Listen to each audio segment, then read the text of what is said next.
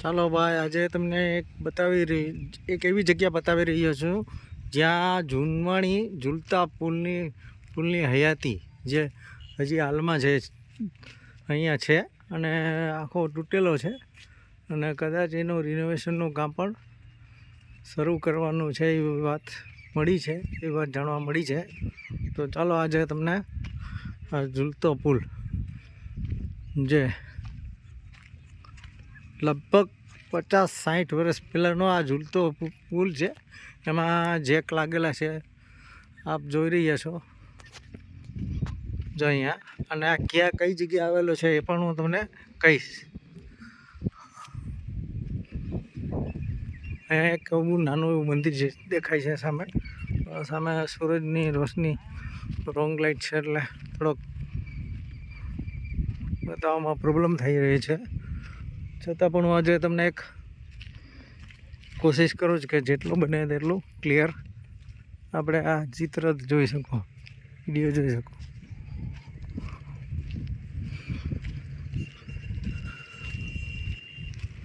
જુઓ પુલ, આ ઝૂલતો પુલ ને આ મિની પુલ છે, એટલો બધી કોઈ પોળો પુલ છે નહીં. એની લગભગ પહોળાઈ છે જો અહીંયાથી એના સ્ટેપ છે ત્યાં જવા માટે, પણ અહીંયા અંદર કોઈ ન જઈ શકે એટલે એટલા માટે થઈને અહીંયા એક ગ્રીલ રાખેલી છે. જુઓ આ ઝૂલતો પુલ જે લાઈફમાં કદાચ તમે કોઈએ નહીં જોયો હોય. અહીંયાથી જુઓ કેટલો સરસ પુલ છે. અને આ પુલની જે ડિઝાઇન છે એ સ્ટીલ સ્ટ્રક્ચર એટલે લોખંડ દ્વારા બનાવેલી છે અને તેની અંદર લાકડાના પાટિયા નાખેલા છે. જુઓ આ આખો બ્રિજ. હવે આ કઈ જગ્યાએ આવેલો છે તે હું તમને પછી જણાવું છું, પણ ત્યાં સુધી તમે આ વિડીયો એન્ડ સુધી જુઓ. અને આ ફોટોગ્રાફર માટેનું જે લોકેશન કહેવાય ને તો બેસ્ટ લોકેશન છે. ત્યાં અહીંયા તમે વિડીયો શૂટ કરી શકો, પણ માત્ર આ એક જ લોકેશન છે. એટલે તમને કહીશ કેટલા કિલોમીટર, ક્યાંથી કેટલા કિલોમીટર થાય છે એ તમને જણાવીશ. તો આ વિડીયો એન્ડ સુધી જોતા રહો. જો મેં તમને ત્યાંની બીજી સાઈડથી બતાવું છું કેવી રીતે છે, કેવી રીતે નહીં.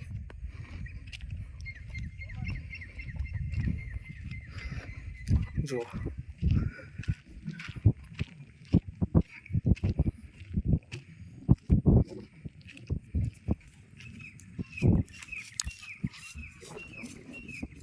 જો ત્યાં પહેલાં એક હટ જેવું હતું, જો સામે દેખાય છે ને, હું ઝૂમ કરીને બતાવવાની કોશિશ કરીશ. આ પુલના એન્ડરમાં એક મંદિર છે, હજી થોડોક. તો તમે આ વિડીયો એન્ડ સુધી જોતા રહો. આ એક મિનિટ ટાપુ જેવું જ છે બરોબર. આ એક નદી કે તળાવ જેવું છે, એની બરોબર વચ્ચે મધ્યમાં આવેલો છે, સેન્ટરમાં છે. તો આપ જોતા રહો. હું થોડું ઝૂમ કરીને બતાવવાની કોશિશ કરું છું. ચલો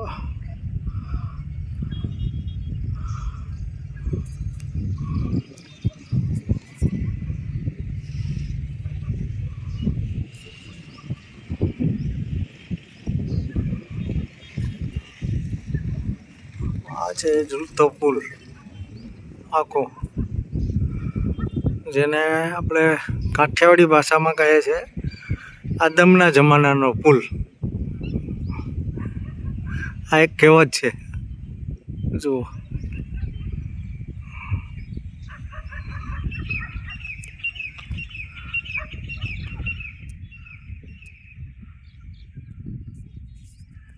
તો જોતા રહો.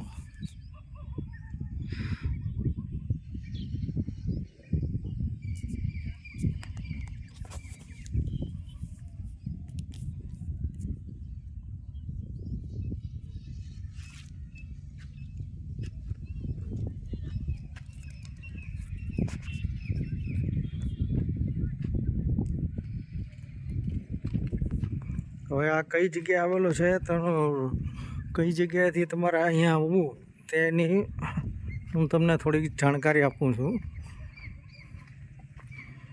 તો આ વિડીયોના એન્ડ સુધી બન્યા રહો.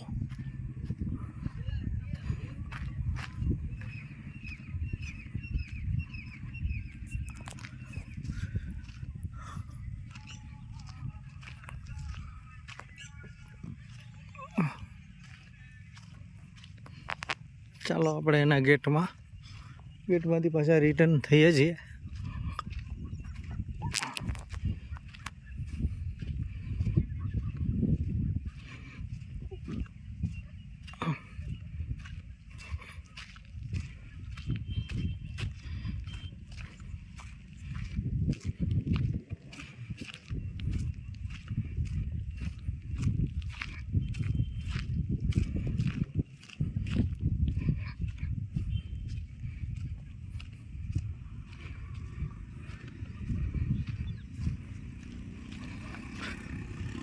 તો આ વિડીયો એન્ડ સુધી જોતા રહો.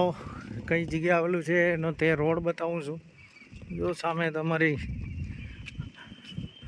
કાર પડી છે. આવી અમુક અદ્ભુત જગ્યાઓ ગોતવા માટે ભાઈ અમને બહુ મહેનત લાગે છે.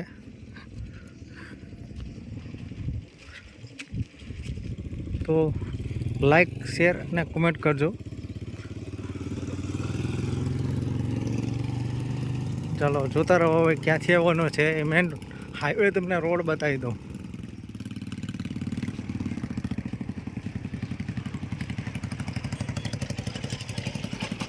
તો આ વિડીયોને અંત સુધી જોતા રહો.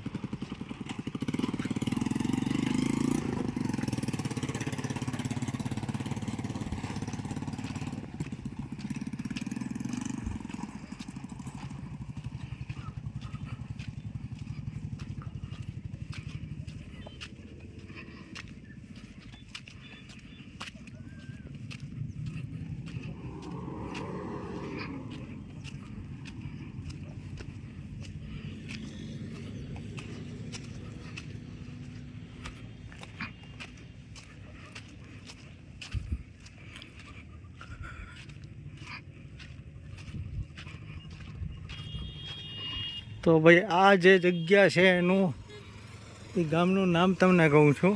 આ જો આપણે પહોંચી ગયા છે હાઈવે ઉપર. જે નેશનલ હાઈવે કહેવાય.